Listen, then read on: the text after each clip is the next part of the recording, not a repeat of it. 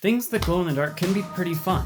I personally have a glow-in-the-dark slinky. If I shine a light on it, it will glow. But how does this work? It's reflecting light. I mean, otherwise I wouldn't be able to see it. So how is it storing energy? Well, that is what I hope to tell you right now. Let's go.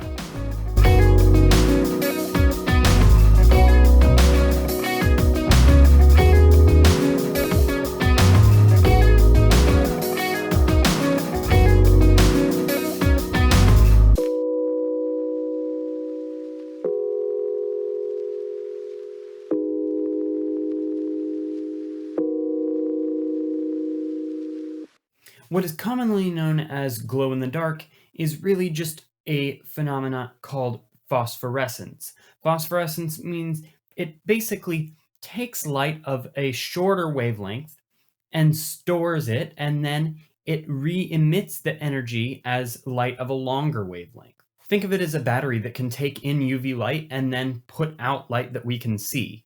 There are two pretty common chemicals used in applications where things need to glow in the dark. The first is zinc sulfide. The second is strontium aluminate. The first one, zinc sulfide, has been around for a little while longer than the second one. Strontium aluminate is newer and more effective.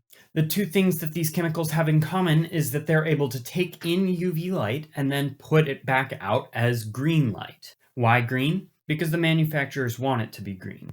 They want it to be green because green is the color that our eyes are most sensitive to, and so it seems brighter. You're still able to make things that will glow in different colors, but green is the most common. Why does this all happen though? Like, it seems pretty weird for something to be able to store energy like a battery, but that energy is kinetic energy, not potential energy. Energy that's stored in a battery is chemical potential energy. It's not electrical kinetic energy.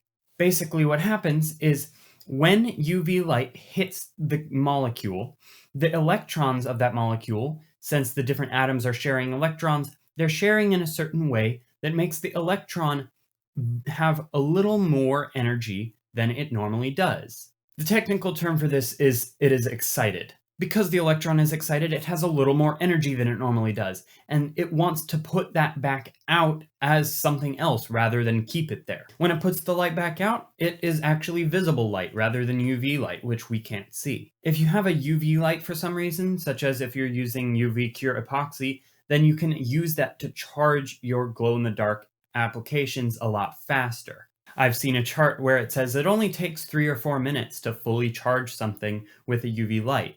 It takes 7 to 8 in the sun, and things keep getting larger. Once you get a long enough wavelength, it's not going to work at all. Glow-in-the-dark things have nothing to do with day glow, though. I know I'm using an old term, but basically it's just a fluorescent yellow or orange or pink that when you put it under a black light, it seems to glow a lot brighter than it should. That's basically because it is. However, that's a topic for a different video. So I'll do a quick recap before we end the video. Basically, UV light will excite electrons in the molecules of the phosphorescent material. The electrons will store the energy and then re-emit it as light that we can see, rather than light that we can't. All it's doing is taking light of a shorter wavelength and re-emitting it as light of a longer wavelength. I hope I explained to you well something that's common and yet most people don't know how it works. If you have ideas like this, where you have something where you don't know exactly how it works and yet you use it every day, let me know. I'd be happy to research it and share it with the world. Thanks for watching.